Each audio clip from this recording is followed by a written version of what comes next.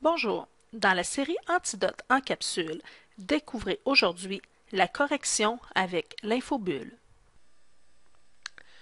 Lorsque je passe le correcteur dans un document Word, la fenêtre de correction apparaît dans laquelle on retrouve énormément d'informations.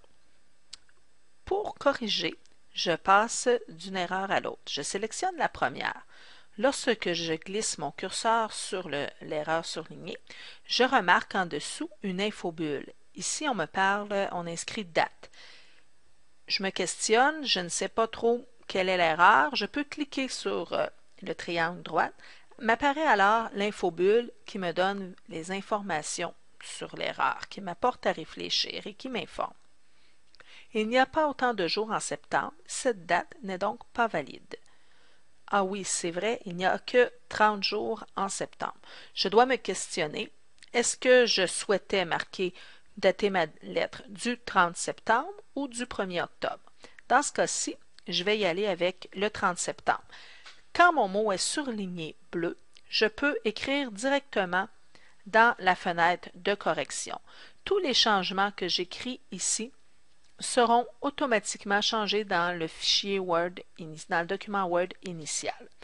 Pour passer à l'erreur suivante, j'utilise la flèche de droite ici, verte. J'arrive à une erreur d'espacement, une alerte orangée.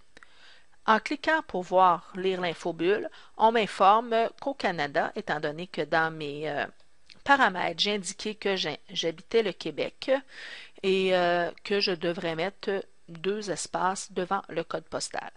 Pour effectuer la correction qu'Antidote me suggère, pour l'effectuer automatiquement, je reclique sur le crochet vert, le même avec lequel j'ai démarré mon correcteur.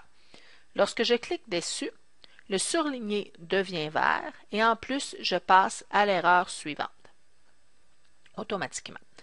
Objet, je lis encore l'infobulle pour me rendre compte qu'il s'agit d'une impropriété de marquer sujet et que je dois marquer objet de la lettre. Toujours mon crochet vert.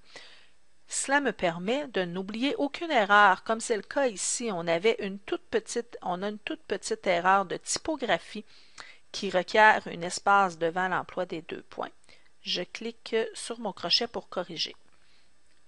Si je n'avais pas utilisé le crochet vert ou la flèche ici à droite, probablement que je n'aurais pas vu immédiatement cette erreur-là de typographie. Je la corrige ici. On m'informe ici que compétition est un faux ami. Dans les cas de ce type d'anglicisme, le faux ami sera vraiment très important de bien lire l'infobulle. On m'informe qu'en français, compétition signifie recherche d'un même avantage par plusieurs personnes ou épreuve sportive opposant plusieurs concurrents. Elle constitue un anglicisme si vous lui donnez le sens de concurrence commerciale ou concours. Je dois vraiment réfléchir au sens que j'ai donné au mot compétition dans ma lettre. Ici, puisqu'il s'agit d'une compétition d'architecture, je vois bien qu'il s'agit d'un anglicisme en français, étant donné qu'il ne s'agit pas d'une compétition sportive. Antidote me fait une suggestion et je vais choisir d'utiliser le mot concours plutôt que compétition.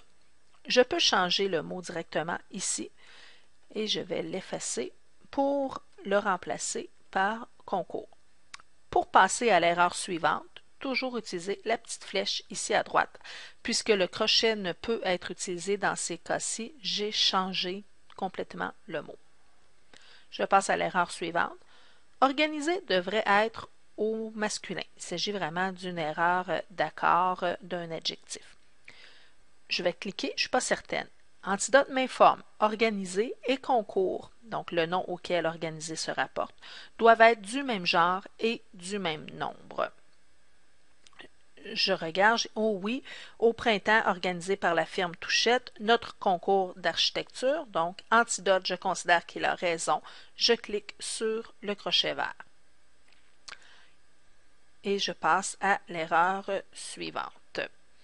Et voilà, c'était la façon de bien utiliser l'infobulle lors des corrections et de toujours savoir que nous devons être le patron derrière Antidote et qu'à l'occasion, Antidote, comme c'est le cas ici, avec finissant va nous détecter un mot que nous ne souhaitons pas nécessairement changer. On y revient, donc on m'informe que finissant est un québécisme, qui est une expression propre au Québec, donc pas connue ailleurs dans la francophonie.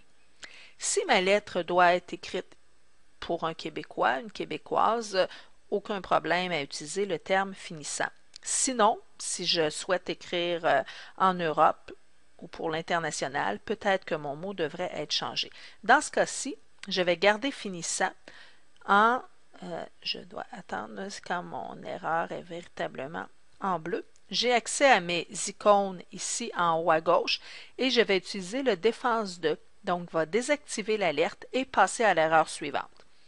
Et voilà, on a un surligné noir donc qui nous indique que j'ai enlevé l'erreur qui était là, que je l'ai désactivée. Nous avons déjà remarqué que lorsque une erreur a été corrigée, la correction devient en surligné vert. Merci.